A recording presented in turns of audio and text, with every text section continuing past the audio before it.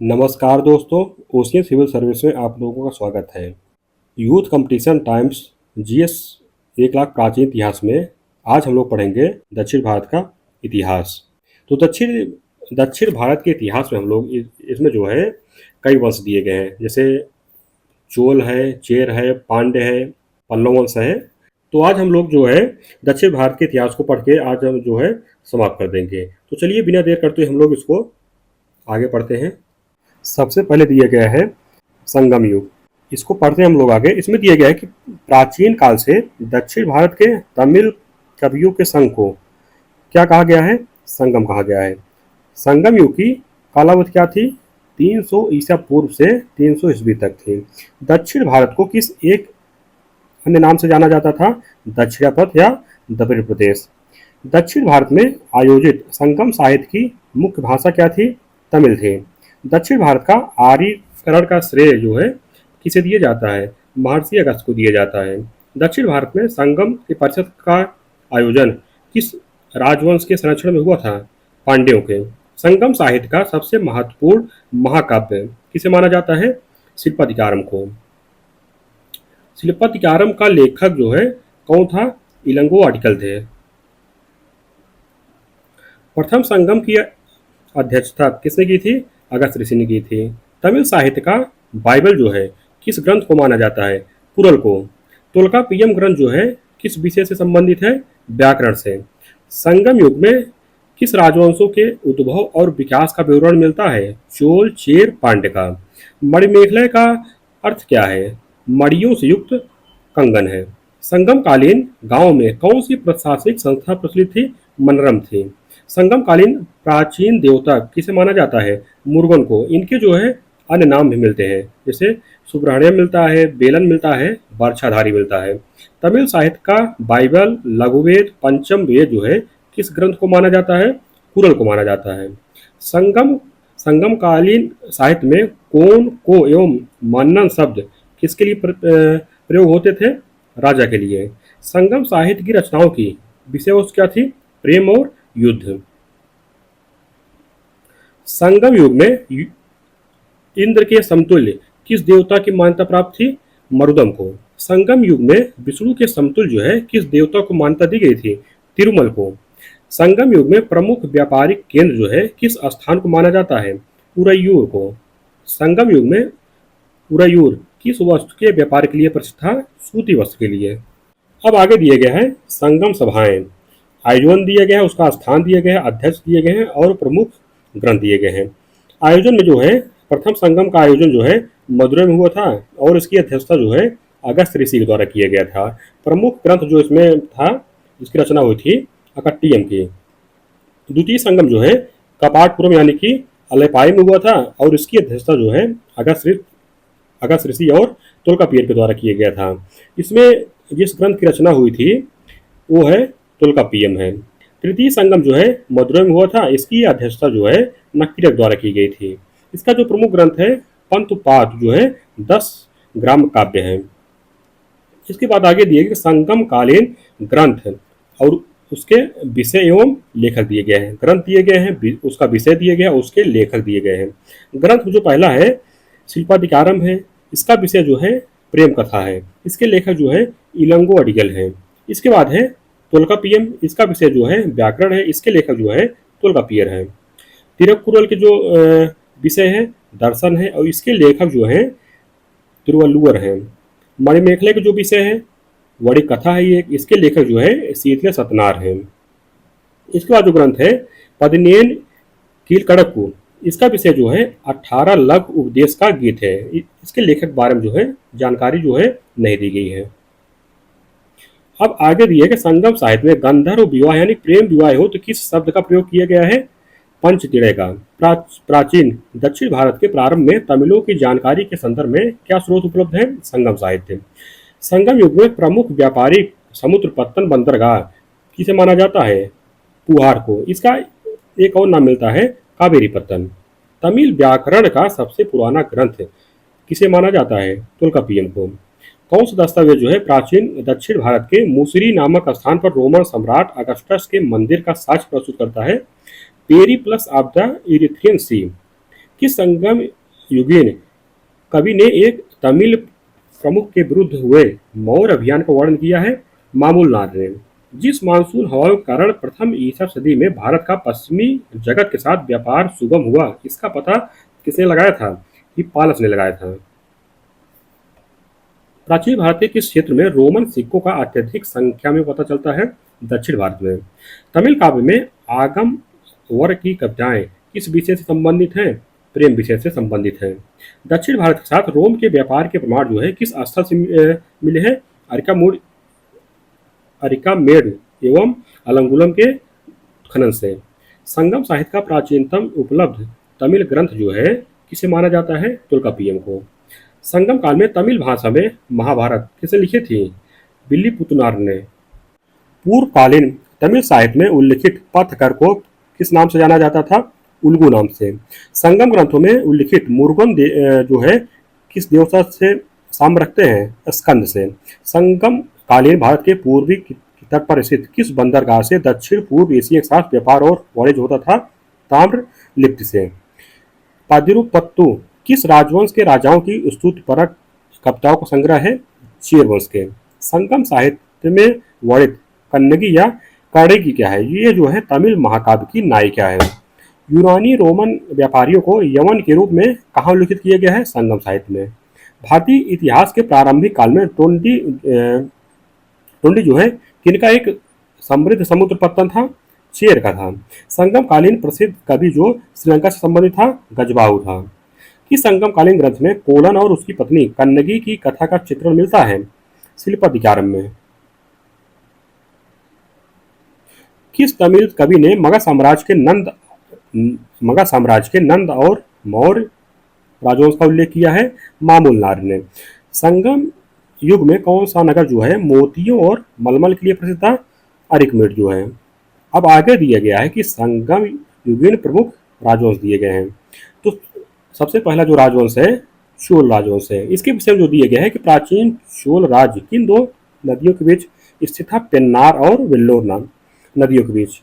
चोल का शाब्दिक अर्थ क्या है? नव प्रदेश। चोल राजवंश का राजकीय चिन्ह क्या था? बाघ था। संगम युगीन सर्वाधिक शक्तिशाली राज कौन था? चोल राज्य। चोल राज्य का सर्वाधिक शक्तिशाली राजा कौन था? करिकाल था। करिकाल ने चेर और पांड सहित 12 राजाओं को किस युद्ध में पराजित किया था? बेड़ के युद्ध में। संगम साहित्य में कावेरी पत्तनम का संबंध जो है किस राजवंश से था? चोल राजवंश से। किस दक्षिण भारतीय राज्य में उत्तम ग्राम प्रशासन की व्यवस्था की गई थी? चोल राज्य में। चोल प्रशासन की प्रमुख विशेषता क्या थी? ग्राम प्रशासन की स्वायत्तता। चोल शासक करिकाल द्वारा स्थापित नगर जो है पुहार का जो है अन्य नाम क्या है? कावेरी पत्तनम है। दक्षिण भारत में संगम काल में चोल राजवंश की राजधानी क्या थी? उरैयूर थी।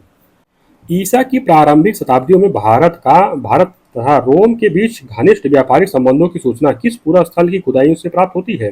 अरिकमेड से। कौन सा बंदरगाह जो है पोर्डू के नाम से दी पेरिप्लस ऑफ द इरिथियन सी के लेखक को क्या था? अरिकमेड। प्राचीन दक्षिण भारत में व्यापारियों के निगम को क्या कहते थे? मणिग्राम कहते थे। संगम कालीन किस चोल शासक ने श्रीलंका पर विजय प्राप्त किए? एलारा ने। शिल्पाधिकारम नामक ग्रंथ में हिमालय तक विजय की चर्चा किस चोल शासक के विषय में की गई है? करिकाल के विषय में। एक चोल राजवंश और मिलता है जिसमें राजा प्रथम है, राजेंद्र चोल मिलते हैं। वो जो है वो लगभग 700 से लेकर 800 इस बीच उसका प्रारंभ हुआ था। वो अलग है चोल राजवंश, मतलब इसी का है और बीच में जो है मतलब उसका पतन हो गया था। अब आगे दिए गए हैं जो राजवंश चेर राजवंश है। इसमें है कि चेर या चेरपाद शब्द का वर्णन जो है सर्वप्रथम किस ग्रंथ में मिलता है? ऐतरेय ब्राह्मण में। अशोक के बृहद शिलालेख में चेर का उल्लेख किस एक अन्य नाम से मिलता है? केरल पुत्र नाम से। चेर राजवंश का राजकीय चिन्ह क्या था? धनुष था। संगम युगीन चेर राजवंश का प्रथम शासक किसे माना जाता है? उदयन जेरल को। संगम युगीन चेर राजवंश का सबसे प्रतापी एवं धर्मपरायण शासक किसे माना गया है? सेनगुप्तों को। दक्षिण भारत में किस चेर राजवंश के शासक ने कन्नगी पूजा यानी पत्नी पूजा या सती पूजा प्रारंभ की थी? सेनगुप्तों ने। किस संगम कालीन तमिल ग्रंथ में पतिव्रता पत्नी भक्त या पत्नी पूजा का गुणगान किया गया है? शिल्पाधिकारम में। किस चेर शासक को दक्षिण भारत में सर्वप्रथम शक्तिशाली नौसेना के गठन का श्रेय दिया जाता है? सेनगुप्त को।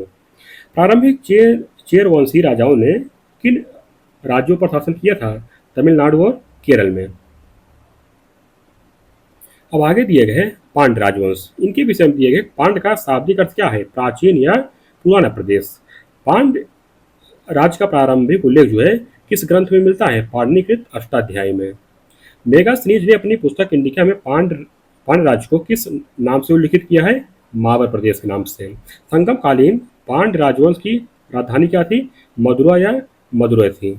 संगम कालीन पांड्य राजवंश का राजकीय चिन्ह क्या था? मछली।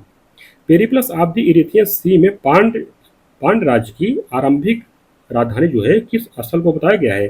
कोलकई या कोरकई। संगम युगीन पांड्य राजवंश का प्रथम शासक किसे माना जाता है? नेडियोन को।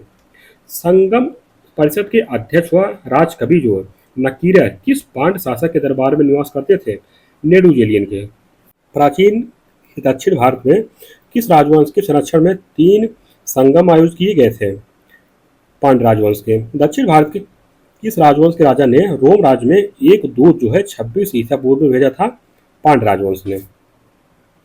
इसके बाद है पल्लव वंश। इसके विषय में दिए गए हैं पल्लव राजवंश का संस्थापक कौन था? सिंह विष्णु। पल्लव कालीन राजनीतिक तथा सांस्कृतिक घटनाओं का विवरण जो है किस ग्रंथ से मिलता है? सोढ़लकृत अवंती सुंदरी कथा से। मत विलास प्राशन किसकी प्रसिद्ध रचना है? पल्लव नरेश महेंद्र वर्मन प्रथम की। प्रसिद्ध संस्कृत विद्वान लेखक जो है दंडिन किस राजवंश की सभा को अलंकृत करते थे? पल्लव के। किस पल्लव राजा ने अवनी सिंह की उपाधि धारण की थी? सिंह विष्णु ने। किस पल्लव राजा ने राज सिंह की उपाधि धारण की थी? नरसिंह वर्मन द्वितीय ने। पल्लव नरेश नरसिंह प्रथम ने वातापी के प्रसिद्ध चालुक्य शासक पुलकेशियन द्वितीय को पराजित कर वातापी पर अधिकार के उपरांत कौन सी उपाधि धारण की? वातापी कोंड की। दक्षिण भारत में प्रचलित मंदिर निर्माण शैली द्रविड़ शैली को किस अन्य नाम से जाना जाता है? मामल्ल शैली के नाम से। महाबलीपुरम यानी कि मामल्लपुरम नामक नए नगर की स्थापना तथा रथ मंदिर, एकाश मंदिर, सप्त पैगोडा यानी कि 7 घोड़ों सहित मंदिर का निर्माण किसने कराया था? नरसिंह वर्मन प्रथम ने। इसके बाद ये कांची का प्रसिद्ध कैलाशनाथ मंदिर का अन्य नाम क्या है? राजसिद्धेश्वर, राजसिंहेश्वर, रावतेश्वर। कांची में घटिका संस्कृत महाविद्यालय की स्थापना किसके द्वारा की गई थी? नरसिंह वर्मन द्वितीय के द्वारा। अब आगे दिया गया है 10 कुमार चरितम के रचनाकार दंडी जो है किसके राजकवि थे? नरसिंह वर्मन द्वितीय के। किरातार्जुनीय महाकाव्य के रचनाकार संस्कृत महाकवि भारु जो है किसके दरबारी कवि थे? सिंह विष्णु के। आगे दिए एक मत विलास विचित्र चित्र गुणभर जो है किस पल्लव नरेश की उपाधियां थी? महेंद्र वर्मन प्रथम की उपाधियां थी। पल्लव राजवंश की राजधानी कहाँ पर अवस्थित थी? कांची जो कि तमिलनाडु में है। पल्लव नरेश जो है महेंद्र वर्मन प्रथम किसके प्रभाव में आकर जैन धर्म का परित्याग कर शैव मत ग्रहण कर लिया था? शैव संत अपार के। सिंह विष्णु ने कलभ्र, चोल, पांड्य, सिंघल के राजाओं को पराजित किया था। यह घटना किस अभिलेख में वर्णित है? कसाकुडी दानपत्र में। सिंह विष्णु पल्लव नरेश किस धर्म के अनुयायी थे? वैष्णव धर्म के। 641 ईस्वी में किस चीनी यात्री ने नरसिंह वर्मा से भेंट की थी? वेनसांग ने। मामल्लपुरम का प्रसिद्ध गणेश मंदिर का निर्माण किसने कराया था? परमेश्वर वर्मन प्रथम ने। मामल्लपुरम में वाराह मंदिर का निर्माण किस पल्लव शासक ने कराया था? सिंह विष्णु ने। पल्लव नरेश महेंद्र वर्मन प्रथम ने किस संगीतक से संगीत की शिक्षा ली थी? रुद्राचार्य से। किस पल्लव शासक ने महामल्ल की उपाधि धारण की थी? नरसिंह वर्मन प्रथम ने। किस पल्लव शासक ने विधा विनीत की उपाधि धारण की थी? परमेश्वर वर्मन ने की थी। कांची के कैलाश मंदिर तथा महाबलीपुरम के शोर मंदिर का निर्माण किस शासक ने कराया था? नरसिंह वर्मन द्वितीय ने कराया था। किस पल्लव शासक ने चीन में एक दूत मंडल भेजा तथा चीनी बौद्ध यात्रियों के लिए नागपट्टिनम में एक विहार निर्मित कराया था? नरसिंह वर्मन द्वितीय ने। किस पल्लव शासक ने कांची में मुक्तेश्वर मंदिर तथा बैकुंठ पेरुमल मंदिर का निर्माण करवाया था? नंदीवर्मन ने करवाया था। किस पल्लव शासक को एक तमिल अभिलेख में पल्लव कुलभूषण तथा भरद्वाज गोत्री कहा गया है दंतिवर्मन को? किसके राजसभा में तमिल भाषा का प्रसिद्ध कवि संत पेरुंदेवर निवास करता था, जिन्होंने भारत वेड़वा की रचना की थी? नंदीवर्मन तृतीय के। पल्लव वंश का अंतिम राजा कौन था, जिसके शासन काल में पल्लव राज को चोल शासकों द्वारा जीतकर अपने राज्य में मिला लिया था? कंपवर्मा ने। वल्लीर पाल्यम अभिलेख में किस पल्लव नरेश को विष्णु का अवतार कहा गया है? दंतिवर्मन को। कौन सा पल्लव राजा ने चालुक राजा पुलकेशिन द्वितीय को पराजित कर उसका वध करके वातापी कोट की उपाधि धारण की थी? नरसिंहवर्मन प्रथम ने। किस पल्लव नरेश ने अश्वमेध, वाजपेयी और अग्निष्टोम यज्ञ किए तथा धर्म महाराज की पदवी धारण की? शिव स्कंदवर्मन ने। प्रसिद्ध चीनी यात्री हुएन ने किस पल्लव शासक को क्षत्रिय बताया था? नरसिंहवर्मन को। पल्लव शासक महेंद्रवर्मन के किस किस ग्रंथ में कापालिक, पाशुपत और बौद्ध भिक्षुओं के भ्रष्टाचार का उल्लेख मिलता है? मतविलास प्रहसन में। अगला वंश है राष्ट्रकूट वंश। इसमें दिया गया है कि चालुक्य शासक कीर्तिवर्मन को पराजित कर किसने स्वतंत्र राष्ट्रकूट वंश की स्थापना की थी? दंतिदुर्ग या दंतिवर्मन ने। राष्ट्रकूट जो है किसके सामंत थे? बादामी के चालुक्यों के। राष्ट्रकूट वंश की स्थापना का श्रेय किसे दिया जाता है? दंतिदुर्ग को। राष्ट्रकूट राजवंश की राजधानी कहाँ थी? मान्यखेत। दंतिदुर्ग ने उज्जैन को जीतकर किस यज्ञ का संपादन किया था? हिरण गर्भधान का। एलोरा के प्रसिद्ध कैलाश नाथ मंदिर का निर्माण किसने करवाया था? किस प्रथम ने। इनका शासनकाल जो था 756 से लेकर 773 ईस्वी तक था। बादामी के चालुक्यों का अंत जो है किसने किया था?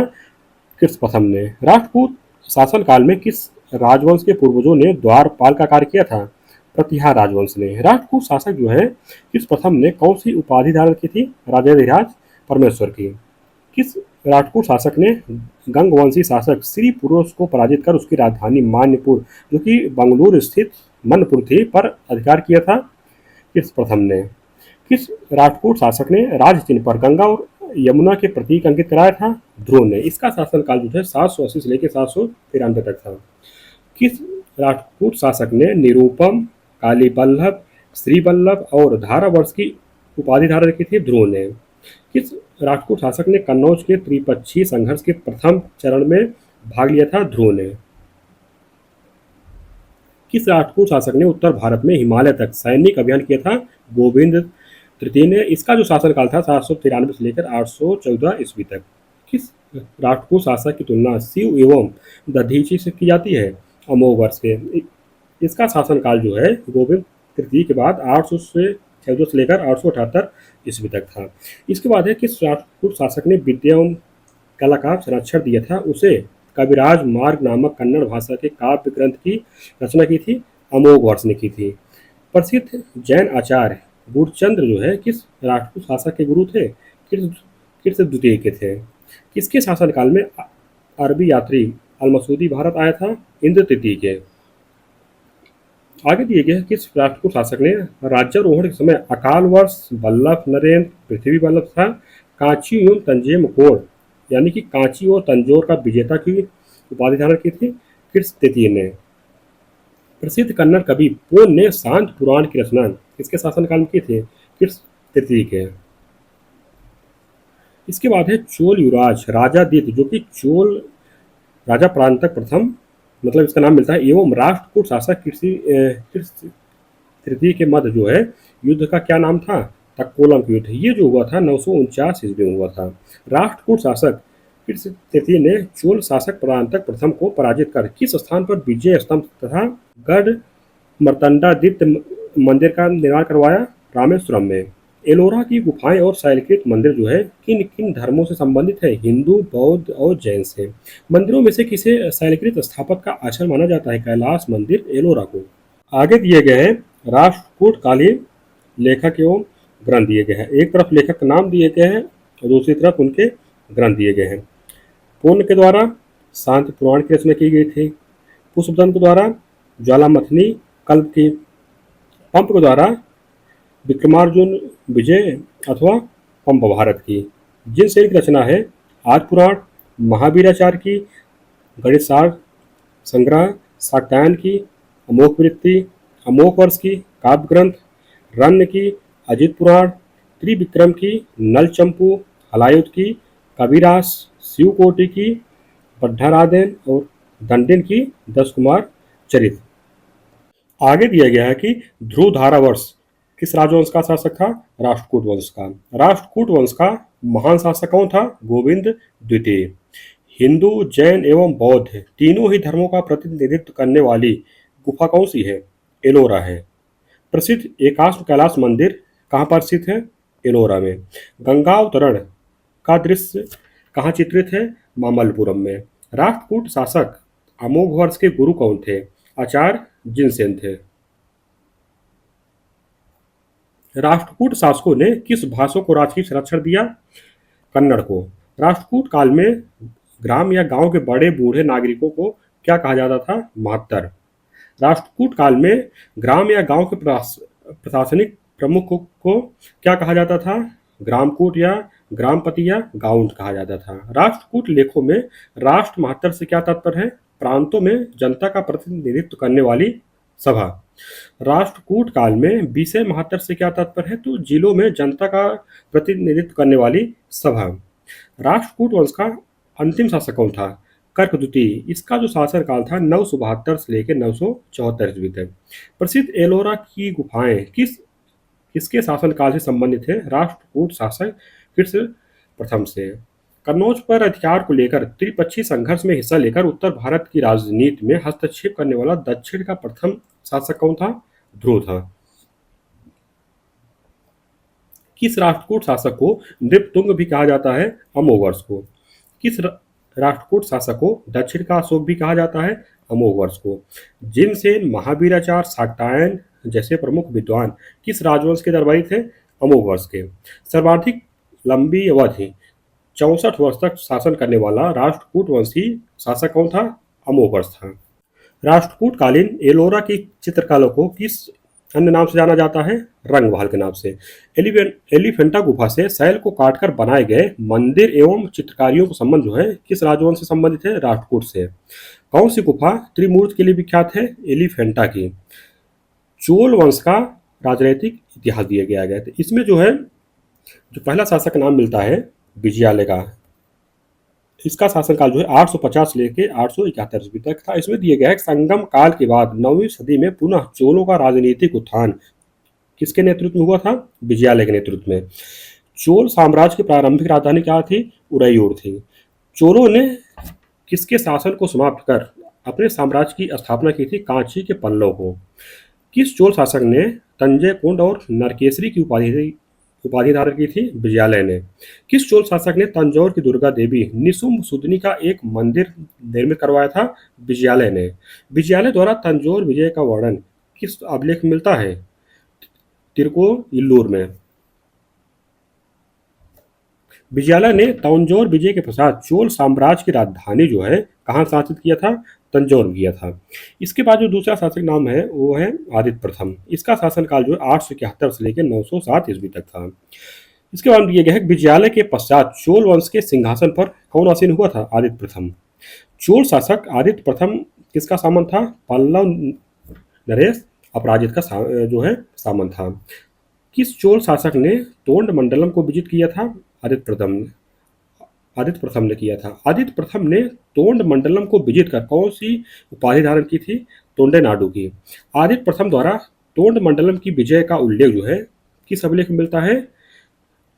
तिरुवालकांडू लेख में।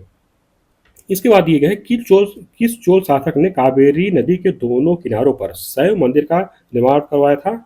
आदित्य प्रथम ने करवाया था। चोल शासक आदित्य ने किस समकालीन राजवंशों से वैवाहिक संबंध स्थापित किया था? पल्लव से, राष्ट्रकूट से तथा चेर वंश से। चोल शासक आदित्य प्रथम ने पल्लवों को परास्त करने के उपलक्ष्य में कौन सी उपाधि धारण की थी? राजकेसरी और कोदंडराम की। आदित्य प्रथम द्वारा पल्लवों की पराजय किस अभिलेख में वर्णित है? कन्याकुमारी अभिलेख में। चोल शासक आदित्य प्रथम की मृत्यु जो है किस स्थान पर हुई थी? तुंडई मानद में। इसके बाद जो शासक नाम मिलता है परांतक प्रथम। इसका शासनकाल 907 से लेकर 955 ईस्वी तक था। इसमें एक आदित्य प्रथम के पश्चात चोल वंश के सिंहासन पर कौन आसीन हुआ था? परांतक प्रथम। उत्तम चोल की उपाधि किस चोल शासक ने धारण की थी? परांतक प्रथम ने। परांतक प्रथम जो है किस धर्म का अनुयायी था? शैव धर्म का। दक्षिण भारत में चोलों का वास्तविक संस्थापक कौन था? परांतक प्रथम था।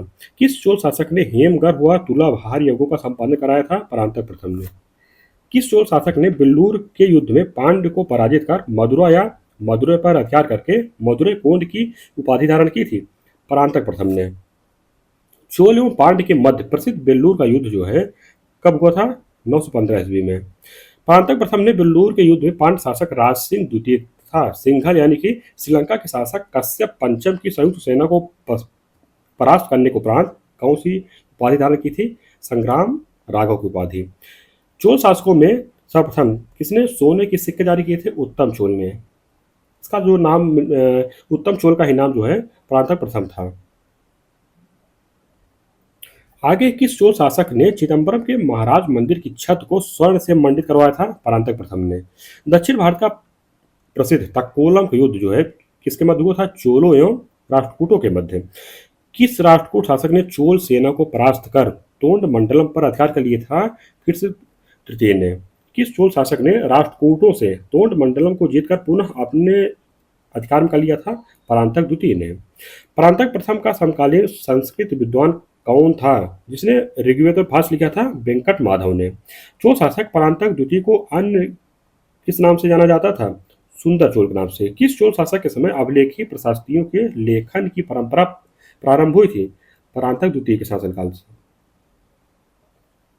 इसके बाद जो शासक हैं राजराज प्रथम, इनका शासनकाल जो है 985 से 1015 ईस्वी मिलता है। इनके बारे में दिए गए परांतक द्वितीय के पश्चात चोल वंश के सिंहासन पर कौन आसीन हुआ था? राजराज प्रथम। राजराज प्रथम का वास्तविक नाम क्या था? अरिमोल वर्मन था।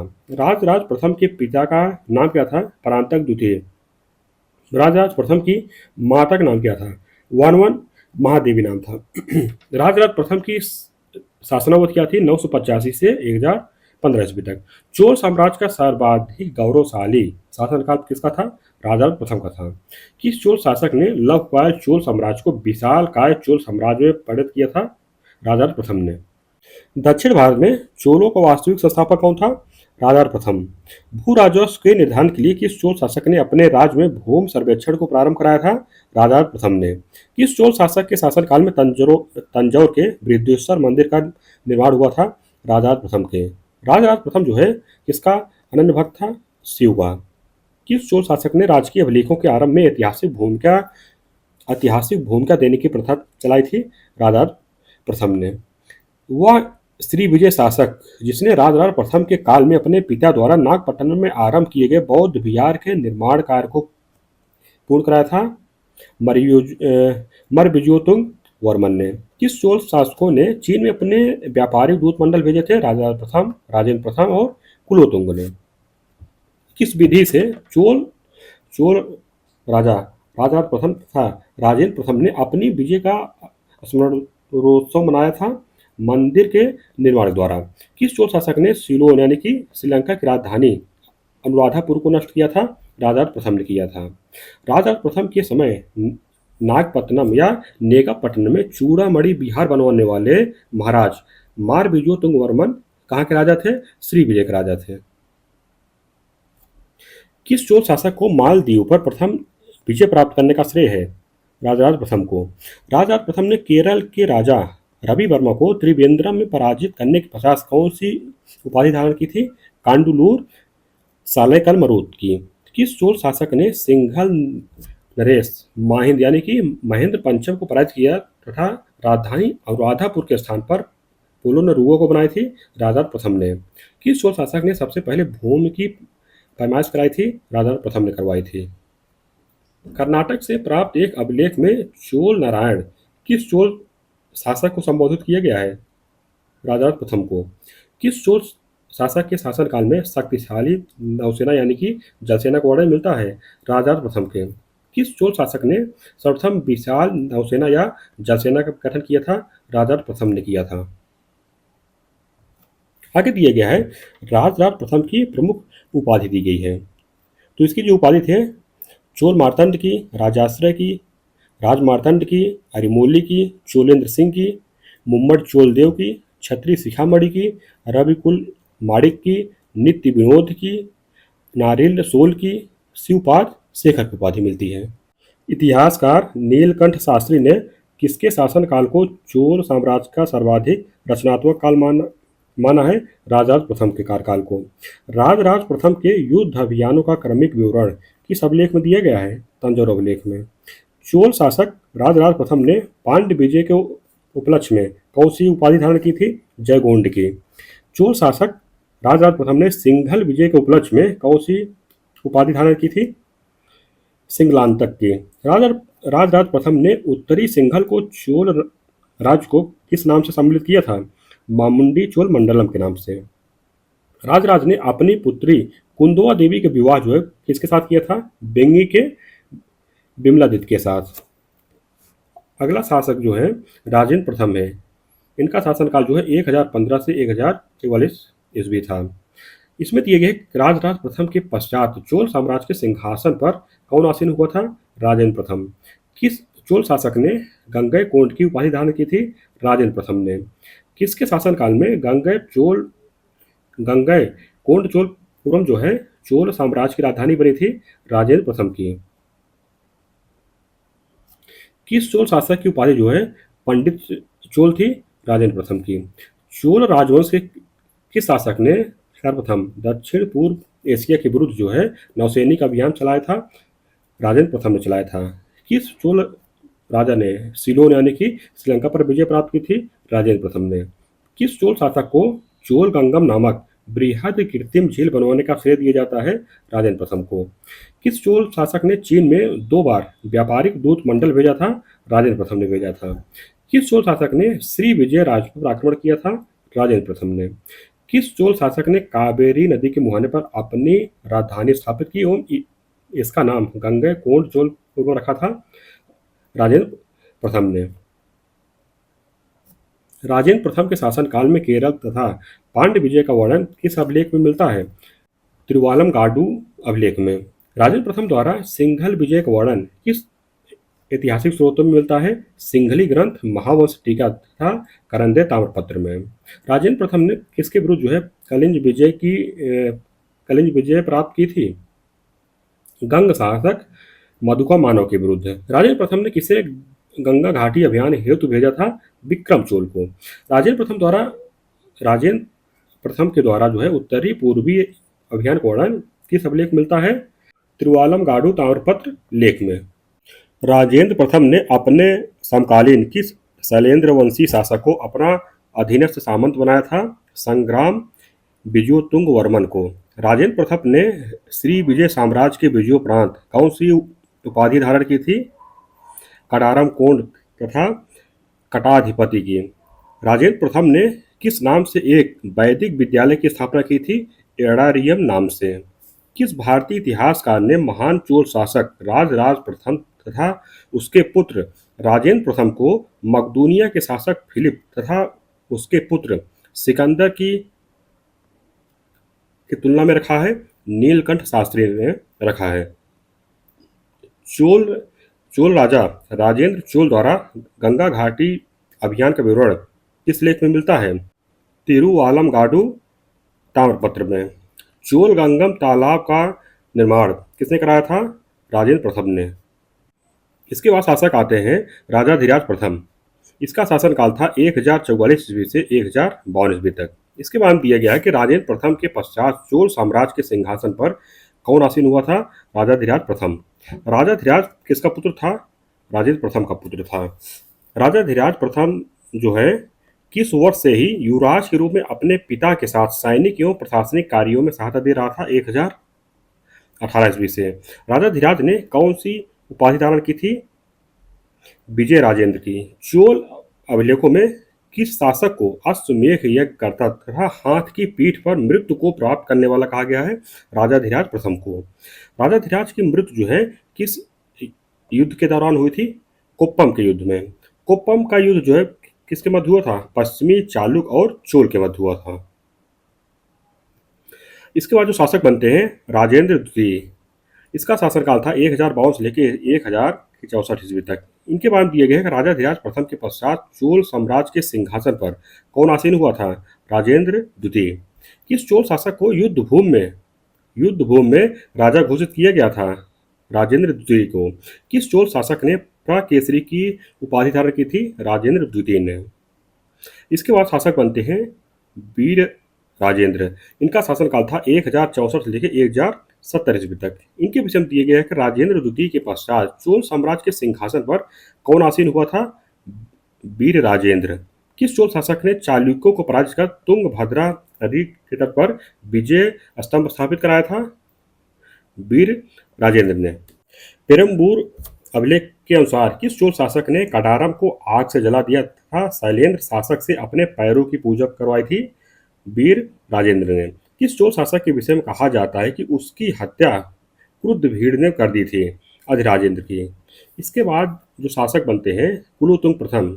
इनका शासनकाल जो 1070 से लेकर 1120 ईस्वी तक था। इनके विषय में दिए गए हैं कुलोतुंग प्रथम का मूल नाम क्या था? राजेंद्र द्वितीय था। अधिराजेंद्र के पश्चात चोल साम्राज्य के सिंहासन पर कौन आसीन हुआ था? कुलोतुंग प्रथम। बेंगी का कौन चालुक राजकुमार जो चोल सिंहासन पर आसीन हुआ था? कुलोतुंग प्रथम। किस चोल शासक को सुग सुगमत बिर्त चोल यानी कि करों को हटाने वाला की उपाधि मिली थी? कुलोतुंग प्रथम को। कौन परागमन शुल्क समाप्त करने के कारण सुंगन सुंगनद सुंगनद वीरतम बिरुद से सम्मानित था? कुलोतुंग प्रथम। किस चोल शासक ने श्रीलंका यानी कि सिंघल को पूर्ण स्वतंत्रता दी और सिंघल राजकुमार के साथ अपनी पुत्री का विवाह किया था? कुलोतुंग प्रथम ने। वैष्णव समाज सुधारक और संत रामानुजन को किसकी शत्रुता के कारण श्रीरंगम त्यागना पड़ा था? कुलोतुंग प्रथम के। कुलोतुंग का उत्तराधिकारी कौन बना था? विक्रम चोल बने थे। विक्रम चोल ने कौन सी उपाधि धारण की थी? त्याग समुद्र तथा आकलंकी। इसके बाद जो शासक बनते हैं कुलोतुंग द्वितीय बनते हैं। इनके विषय में दिए गए हैं विक्रम चोल के पश्चात चोल साम्राज्य के सिंहासन पर कौन आसीन हुआ था? कुलोतुंग द्वितीय। कुलोतुंग द्वितीय किस धर्म का मतानुयायी था? शैव धर्म का था। किस चोल शासक ने नटराज मंदिर यानी कि चिदम्बरम के प्रांगण में स्थित गोविंद राज विष्णु की प्रतिमा को समुद्र में फेंकवा दिया था? कुलोतुंग द्वितीय ने। प्रसिद्ध तमिल साहित्यकार कंबन को किस चोल शासक का संरक्षण प्राप्त था? कुलोतुंग द्वितीय का। इसके बाद शासक बनते हैं राजराज द्वितीय। इनका शासनकाल 1150 से 1173 ईस्वी तक। इनके विषय में दिए गए हैं कुलोतुंग द्वितीय के पश्चात चोल साम्राज्य के सिंहासन पर कौन आसीन हुआ था? राजराज द्वितीय। किस चोल शासक को तमिल साहित्य में मुक्तमिल कुत्तलयन अर्थात तमिल संरक्षक कहा गया है? राजराज द्वितीय को।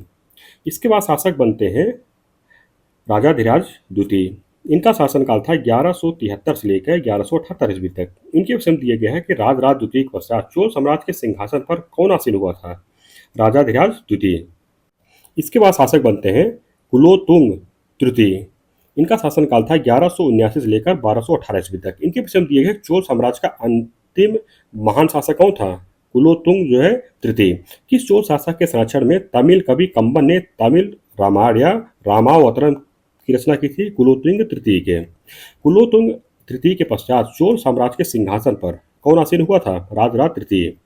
राजराज तृतीय की शासनावधि क्या थी? 1218 से लेकर 1246 ईस्वी तक। राजराज तृतीय के पश्चात चोल साम्राज्य के सिंहासन पर कौन आसीन हुआ था? राजेंद्र तृतीय। राजेंद्र तृतीय की शासनावधि क्या थी? 1246 से लेकर 1279 ईस्वी तक। चोल वंश का अंतिम शासक कौन था? राजेंद्र तृतीय। अब आगे दिया गया है चोल युगीन प्रशासन एवं संस्कृति।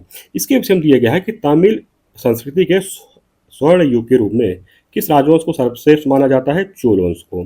चोल वंश के शासन का स्वरूप कैसा था? राजतंत्रात्मक था। किस राजवंश के शासक में शासन काल में ही अपना उत्तराधिकारी घोषित कर देते थे? चोल राजवंश में। चोल प्रशासन की प्रमुख विशेषता क्या थी? उत्तम ग्राम प्रशासन की। चोल प्रशासन में उदयकुट्टम अधिकारी का क्या कार्य था? राजा के आदेशों को लिपिबद्ध करना। चोल अभिलेख किन भाषाओं या लिपियों में मिलते हैं? तमिल में, संस्कृत में, तेलुगु तथा कन्नड़ में। पूर्व मध्यकालीन दक्षिण भारतीय राजतंत्र में उड्डनकुट्टम शब्द का क्या तात्पर्य था? ये जो है चोलों के अंतर्गत अधिकारियों का समूह था। चोल प्रशासकीय व्यवस्था के सभा में किनको शामिल किया जाता था? अग्रहारों के वयस्क लोगों को। प्राचीन भारत के राजवंशों में चोल को ही क्यों महत्वपूर्ण समझा जाता है? अत्यंत प्रभावी स्वायत्त स्वायत्त प्रणाली का होना। चोल शासन प्रशासन में अधिकारियों के चयन की प्रक्रियाओं की जानकारी कहाँ से प्राप्त होती है? उत्तर मेरूर लेख से।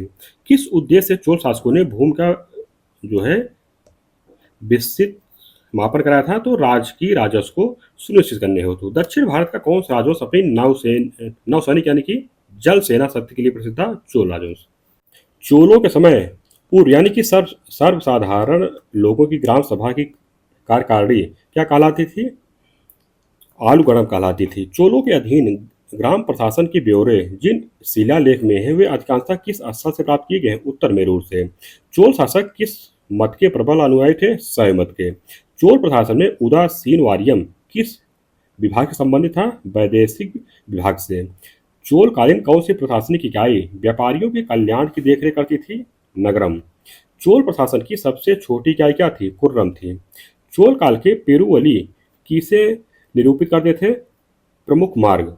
चोलकालीन सोने का सिक्का क्या कहलाता था? का, सुकलंज या पोन। चोल राज्य में नाट्य विनियोगम शब्द का क्या अभिप्राय था? नाट्य के खर्च हेतु कर। चोल प्रशासन में पाटिका वल्कुली से क्या तात्पर्य है? तो अस्थायी प्रधानों की सुरक्षा के बदले लिए जाने वाला कर। चोल काल में कौन सा कर जो है शैक्षणिक उद्देश्य के लिए था? साला भोग। शाही चोल राजाओं के अधीन राजस्व प्रशासन के संबंध में साला भोग शब्द का क्या अर्थ था? तो विद्यालय के रख रखाव के लिए दान की गई भूमि।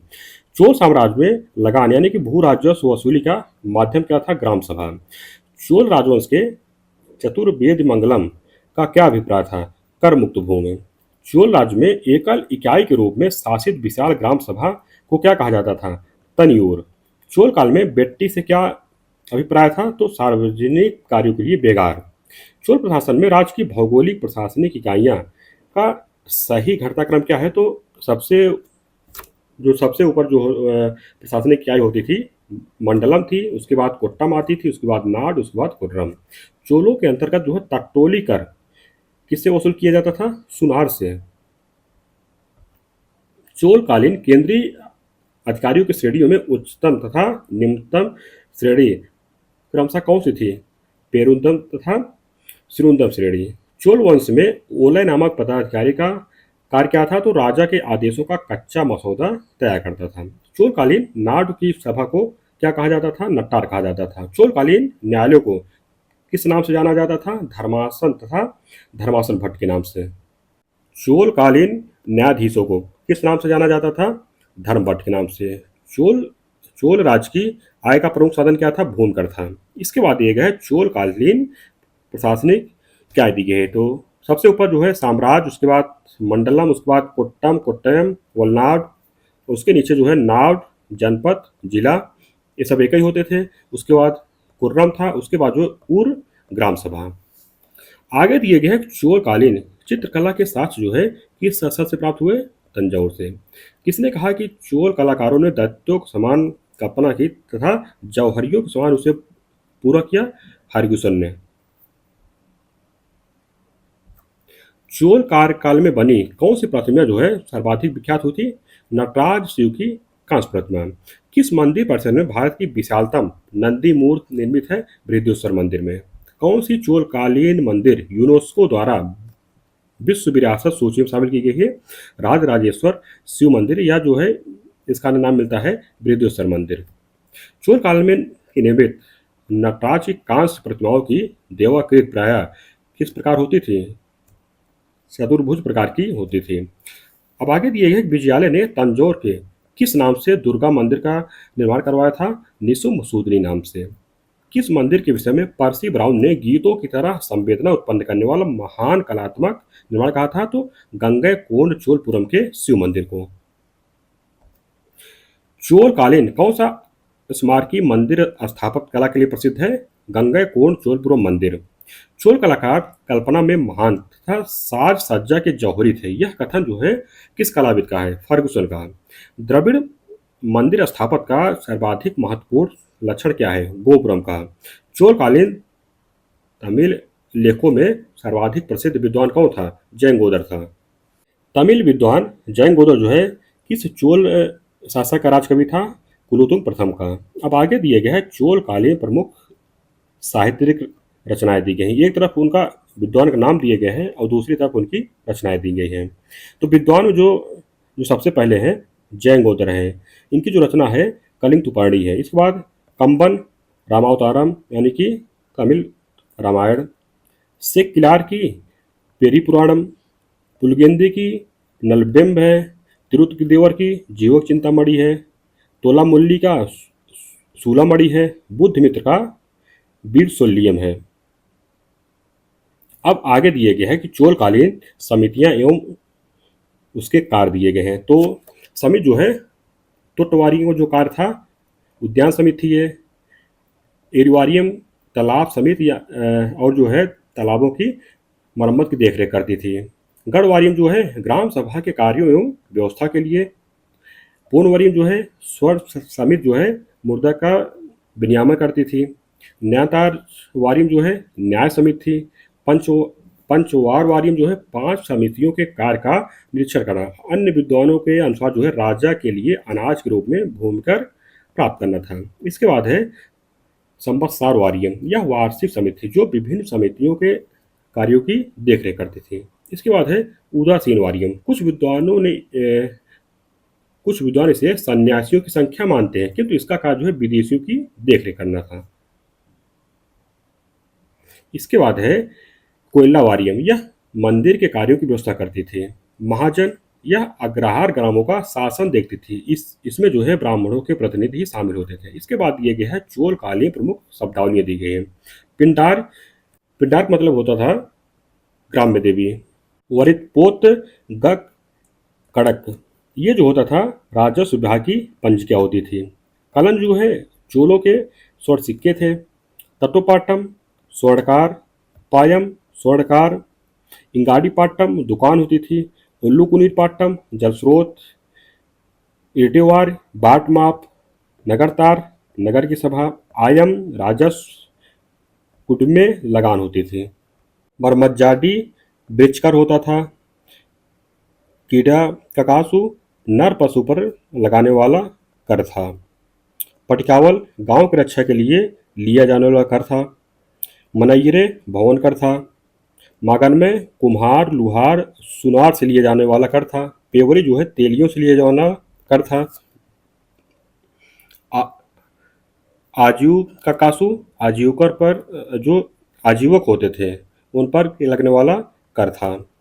कड़ईरे दुकानों पर लगने वाला कर। वात्सल्य रमम जो है द्वार कर होता था। बटपेट जो है पदार्थ सैनिक होते थे। बिल्लीगल धनुर्धारी। कुदरे च्योगर अश्वारोही सैनिक होते थे। अनैयाटक कलंकु जिरमल्लर, ये जो है गजसेना होती थी। उड़नकुट्टम प्रमुख विभागों के प्रतिनिधि अधिकारी होते थे। नाड जो है जिला होता था। वारियम प्रणाली समिति प्रणाली जिसमें सदस्यों की न्यूनतम आयु होती थी 35 वर्ष होती थी। पटकावल कुली सुरक्षा कर होता था। कमारचेरी शिल्पकारों के भवन होते थे। सुडुगाट शमशान घाट। नटाज होते थे जिले की सभा होती थी। वलनाडु जो है मंडलम या प्रांत होते थे।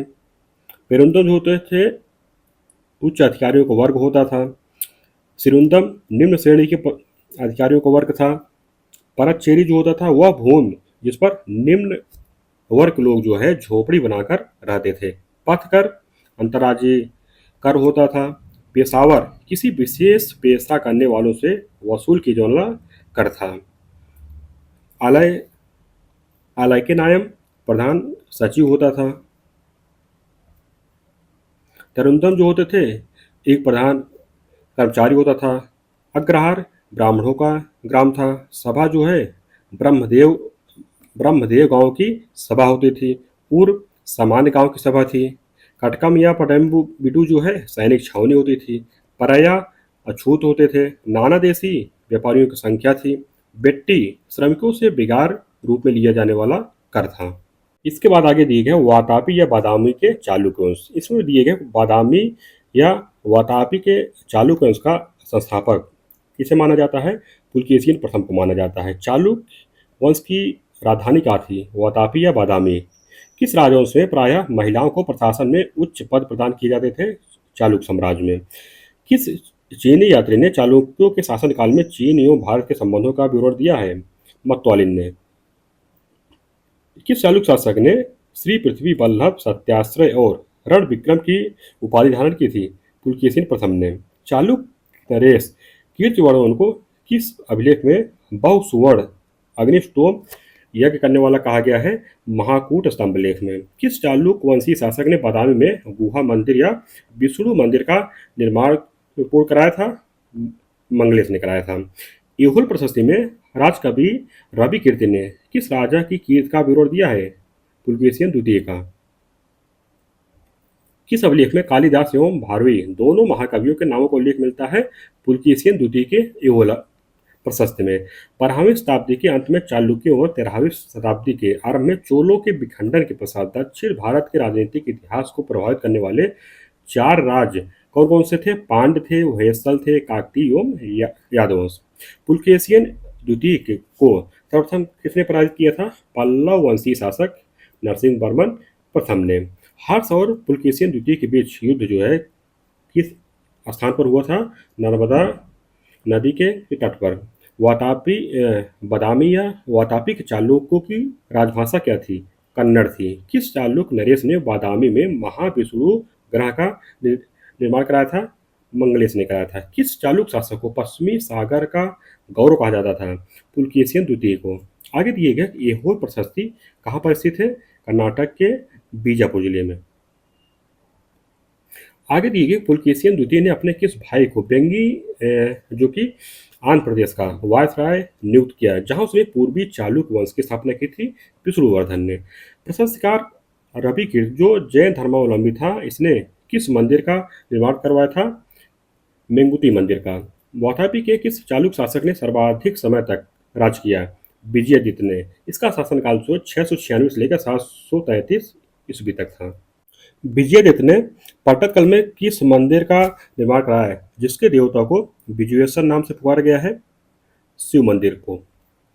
किस चालुक्य शासन के समय में जो है अरबों का आक्रमण हुआ था? विक्रमादित्य द्वितीय के समय। चालुक्य नरेश कीर्तिवर्मा अपने किस सामंत से पराजित हुआ था, जिसने राष्ट्रकूट वंश की स्थापना की थी? दंतदुर्ग ने। चालुक्य नरेश विक्रमादित्य द्वितीय ने अरबों के आक्रमण को विफल करने पश्चात कौन सी उपाधि धारण की थी? अवनीजाश्रम की, यानी कि धरती के निवासियों का आश्रयदाता। चालुक्य नरेश विक्रमादित्य द्वितीय ने पल्लव नरेश नंदवर्मा को पराजित कर कौन सी उपाधि धारण की थी? कांचीकोंड की। विक्रमादित्य द्वितीय द्वारा कांची को 3 बार रौदने का उल्लेख जो है किस अभिलेख से मिलता है? रानी लोक महादेवी के पट्टदकल लेख से। बादामी के चालुक्य वंश का अंतिम शासक कौन था?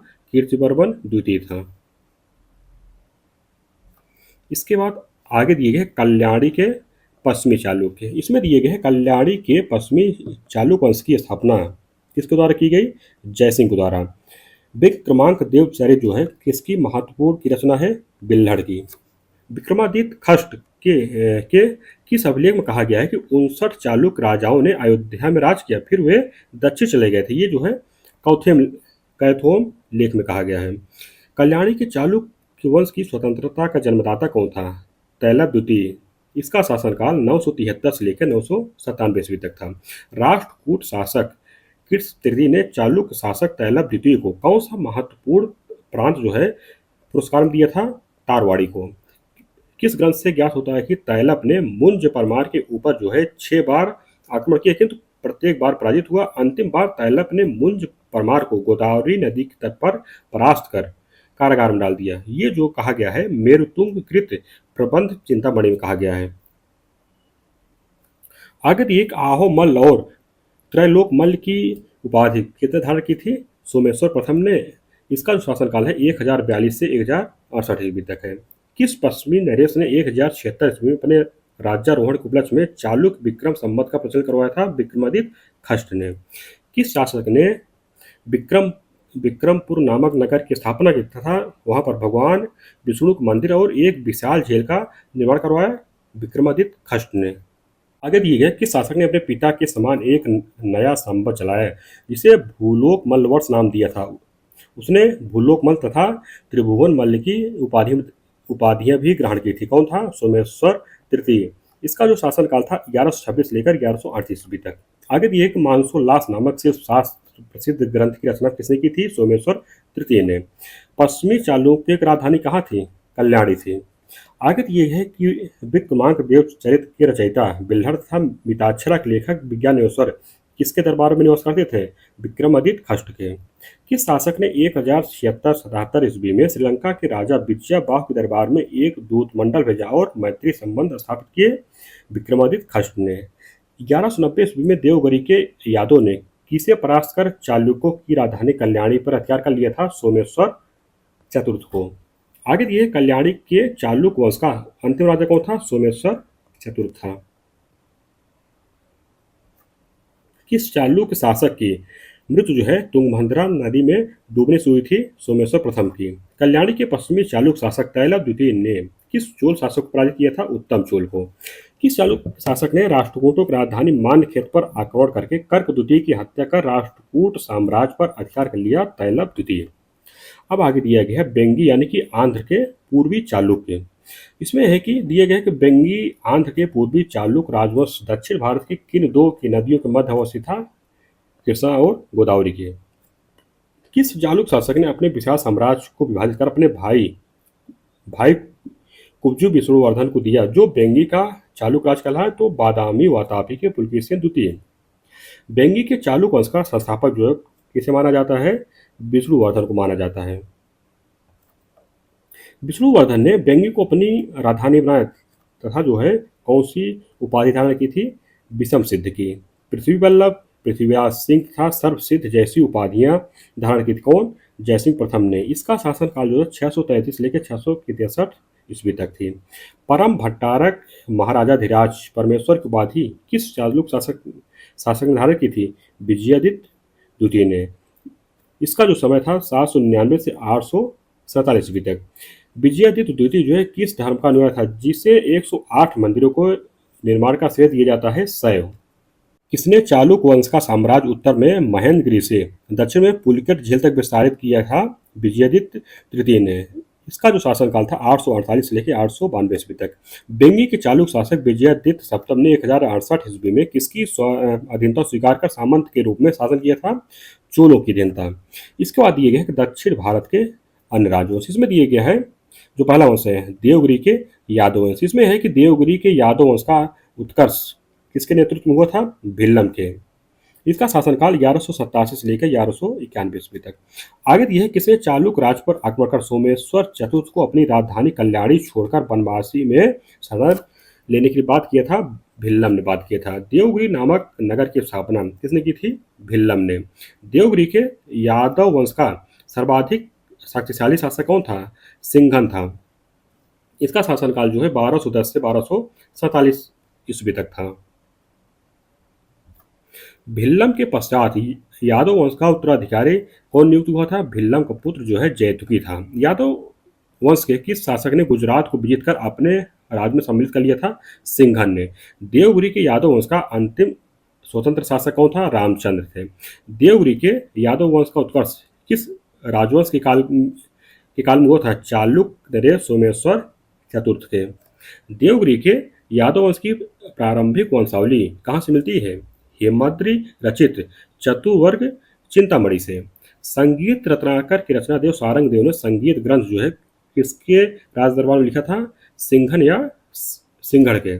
यादव वंशी देवगिरी के उत्तराधिकारी या अधिकारी राजनीति के साथ सेना नायक के कर्तव्यों का निर्वहन करने वाले को क्या कहा जाता था? दंडनायक था महामंडलेश्वर। देवगिरी के यादव की दरबारी कवि चक्रवर्ती त्रिविक्रम ने कौन सा संस्कृत ग्रंथ लिखा था? दमयंती। देवगिरी के यादव राज में किस देवता का स्थान सर्वोपरि था? विट्ठल देव का। संत ज्ञानेश्वर कृत ज्ञानेश्वरी नामक ग्रंथ में यादव शासकों द्वारा प्रचारित स्वर्ण सिक्कों को किस नाम से पुकारा जाता था? पदम टंक के नाम से। देवगिरी के किस यादव वंशीय शासक के दरबार में प्रसिद्ध खगोलविद भास्कराचार्य के पुत्र जो है लक्ष्मीधर प्रधान पंडित व राज ज्योतिषी के रूप में प्रसिद्ध था? जैतुकी के शासन में। अब आगे दिया गया है कि देवगिरी के यादव वंश से संबंधित प्रमुख लेखक एवं उनके ग्रंथ दिए गए हैं। एक तरफ दिए गया है प्रमुख लेखक एवं विद्वान के नाम और दूसरी तरफ उनके ग्रंथ दिए गए हैं।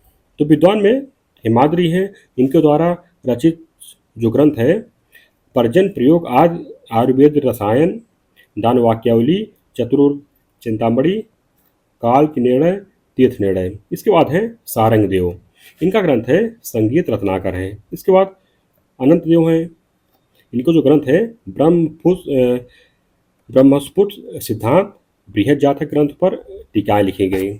जालहर के द्वारा वेद कल्पतरु नामक जो है टीका ग्रंथ है।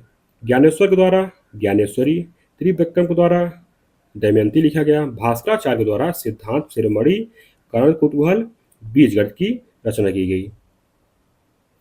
अब आगे दिया गया है कि वारंगल के काकतीय वंश। इसमें दिया है कि वारंगल का काकतीय साम्राज्य जो दक्षिण भारत की किन नदियों के मध्य स्थित था, कृष्णा और गोदावरी के मध्य। वारंगल के काकतीय वंश का प्रथम ज्ञात शासक किसे माना जाता है? वेद प्रथम।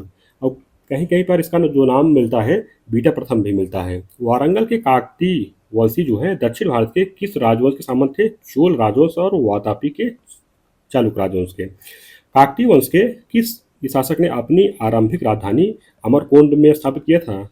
वेद द्वितीय ने। काकतीय वंश के किस शासक ने अपनी राजधानी अमरकोंड से वारंगल स्थानांतरित किया था? गणपति ने। वारंगल के काकतीय वंश की महिला शासक कौन थी? रुद्रांबा थी। अलाउद्दीन खिलजी के सेनापति ने विश्व प्रसिद्ध कीमती कोहिनूर हीरा जो है कहाँ से प्राप्त किया था? वारंगल से। वारंगल के काकतीय वंश का अंतिम शासक कौन था? प्रतापरुद्र। आगे भी एक वास्तविक रूप से स्वतंत्र काकतीय सत्ता का संस्थापक किसे माना जाता है? रुद्रदेव प्रथम थे। इनका शासनकाल 1162 से लेकर 1196 ईस्वी तक था। काकतीय वंश का सर्वाधिक शक्तिशाली शासक कौन था? गणपति देव। इसका शासनकाल 1199 से 1261 ईस्वी तक था। काकतीय राज का सर्वश्रेष्ठ बंदरगाह किसे माना जाता था? मोतुपल्ली को। काकतीय वंशी शासका रुद्रांबा या रुद्रमा देवी ने कौन सी उपाधि धारण की थी? राया गजकेसरी की। काकतीय वंश में कर वसूल करने वाले अधिकारी को क्या कहा जाता था? कलकांडू कहा जाता था। आगे दिए गए काकतीय वंश से संबंधित विद्वान एवं उनकी रचनाएं दी गई हैं। एक तरफ विद्वान दिए गए हैं और दूसरी तरफ उनकी रचनाएं दी गई हैं। विद्वान जो है अगस्त्य यानी कि विद्यानाथ, इनकी रचनाएं जो हैं बाल भारत, किस चरित्र, नलकीर्त कौमुदी। अपराज की जिनेन्द्र कल्याण ध्वज, नरसिंह की काकतीय चरित्र है। इसके बाद आगे दिए गए हैं काकतीय युग के अनेक अभिलेख जो है किस भाषा में प्राप्त हुए हैं? संस्कृत एवं तेलुगु में। काकतीय युग के सर्वश्रेष्ठ नाटककार कौन थे? गंगाधर थे। काकतीय शासक जो है किस राजवंश के वंशज बताते हैं? चोल शासक करिकाल के। कौन सा जो है काकतीय राज्य में अति महत्वपूर्ण समुद्र पत्तन था? मोतुपल्ली। आगे दिए गए द्वार समुद्र के होयसल वंश, इनके विषय में है कि होयसल जो है किस राजवंश के शासकों के सामंत के रूप में शासन करते थे? पश्चिमी चालुक्य शासकों के अंतर्गत। होयसल शासकों की राजधानी कहाँ थी? द्वार समुद्र यानी कि होलोविट। होयसलेश्वर एवं चेन्ना केशव मंदिरों का निर्माण किस होयसल वंशी शासक द्वारा करवाया गया था? विष्णुवर्धन द्वारा। किसने चालुक्यों की अधीनता को समाप्त कर स्वतंत्र होयसल राज्य स्थापित किया था? विष्णुवर्धन ने। होयसल वंशी शासक विष्णुवर्धन किसके प्रभाव से जैन धर्म त्याग कर जो है वैष्णव धर्म ग्रहण कर लिया था? रामानुज के। किस होयसल वंशी शासक ने चालुक्य नरेश सोमेश्वर चतुर्थ तथा उसके सेनापति ब्रह्मा को पराजित कर पूर्णतया चालुक्य शक्ति को समाप्त कर दिया था? बीरबल्लाल द्वितीय। वीरगंग कदम तथा जगदेक मल्ल की उपाधि किस होयसल वंशी शासक ने धारण की थी? बीरबल्लाल द्वितीय ने। आगे दिए गए कि दिल्ली सल्तनत की अधीनता स्वीकार करने वाले होयसल वंशी शासक कौन थे? बीरबल्लाल द्वितीय थे। होयसल वंश का अंतिम शासक कौन था? बीरबल्लाल चतुर्थ था। होयसल राज्य में विभिन्न विभागों की देख रेख करने वाले अधिकारियों को क्या कहते थे? पंच प्रधान। होयसल राज्य में युद्ध भूमि में अपने स्वामी राजा के लिए प्रत्येक प्रकार का उत्सर्ग या समर्पण करने को तत्पर रहने वाले सैन्य संगठन को क्या कहा जाता था? गरुड़ सेना कहा जाता था। होयसल राज्य में भूमि की कीमत किस प्रकार के सिक्कों से निर्धारित करने की प्रथा थी? गठाड़। यादव होयसल युग में किस देवता की पूजा जो है किस देवता की पूजा की लोकप्रियता मिली थी? तो विट्ठल यानी कि विष्णु देवता की। होयसल वंश में प्रशासन में एक प्रसिद्ध विद्वान राज पंडित नियुक्त करने की प्रथा थी। उस राज पंडित को कौन सी उपाधि दी जाती थी? विद्या चक्रवर्ती की। होयसल युग में या होयसल युग के प्रसिद्ध विद्वान टीकाकार कौन कौन थे? आनंद बोध थे, चित्सुक थे, शंकरानंद थे तथा रामानुज थे। इसके बाद है होयसल कालीन स्थापत्य कला के प्रमुख स्थल किस स्थान से प्राप्त हुए हैं? द्वार समुद्र, हेलेबीड, बेलूर, श्रवण बेलगोला, शोभनापुरम से। अगला वंश जो राजवंश दिए गए हैं कदम राजवंश। इसके विषय में है कि दक्षिण भारत में कदम वंश का संस्थापक कौन था? मयूर शर्मन। इसका शासनकाल जो 345 से लेकर 360 ईस्वी तक था। मानव गोत्री कदम जो है ब्राह्मण किस राजवंश के संबंध थे? पल्लव राजवंश के। कदम राजवंश की राजधानी कहाँ से थी? मुख्य राजधानी जो है बनवासी यानी कि बैजंती थी और उप राजधानी जो है पलास्क्या थी। आगे की कदम शासकों की वंशावली जो है किस अभिलेख से प्राप्त होती है?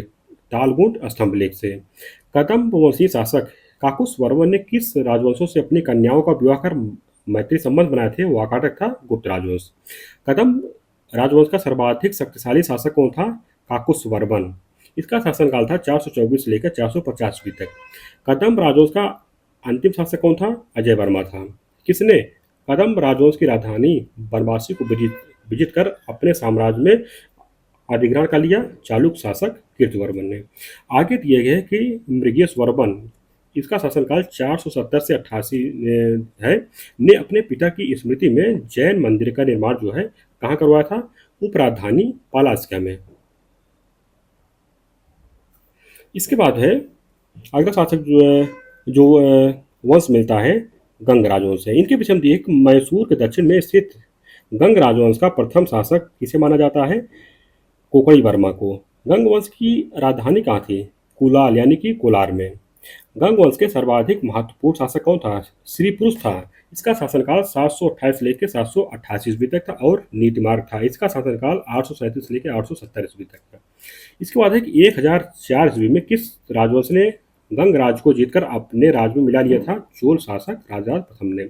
इस तरह हम लोगों का दक्षिण भारत का इतिहास वाला जो चैप्टर है समाप्त होता है। इसके बाद हम लोग पढ़ेंगे जो अगला चैप्टर है हम लोगों का पूर्व मध्यकाल है, वो हम लोग कल पढ़ेंगे।